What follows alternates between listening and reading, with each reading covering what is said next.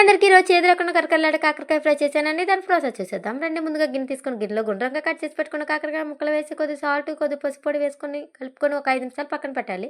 అలా అయితే చేదు అనేది పోతుంది. పక్కన పెట్టిన దాంట్లో 1 స్పూన్ కారం, ధనియాల పొడి, మసాలా పొడి, 1 స్పూన్ శనగపిండి, 1 స్పూన్ వరిపిండి వేసుకొని కలుపుకోవాలి. వరిపిండి వేసుకుంటే ఇవి కొద్దిగా కరకరలాడుతాయి.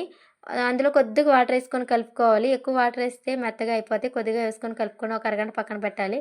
అరగంట తర్వాత కళాయిలో కొద్దిగా ఆయిల్ వేసుకొని ఆయిల్ వేడెక్కిన తర్వాత ఒక 4 వెల్లుల్లి వేసుకొని వెల్లుల్లి వేపుకొని పక్క తీసుకోవాలి. వెల్లుల్లి వేపుకుంటే టేస్ట్ బాగుంటుంది. వెల్లుల్లి తీసిన తర్వాత కలిపెట్టుకున్న కాకరకాయ ముక్కలు వేసుకొని అవి లో స్పీడ్లోని వేపుకోవాలి. హై స్పీడ్లో వేపకూడదు. లో స్పీడ్లో వేపుకొని తీసుకున్న తర్వాత పల్లీలు కూడా వేసుకొని పల్లీలు కూడా వేపుకోవాలి. పల్లీలు కూడా తీసుకున్న తర్వాత కాకరకాయ ఫ్రై అయితే రెడీ అయిపోయినట్లే. ప్లీజ్ లైక్ అండ్ సబ్స్క్రైబ్ చేసుకోండి.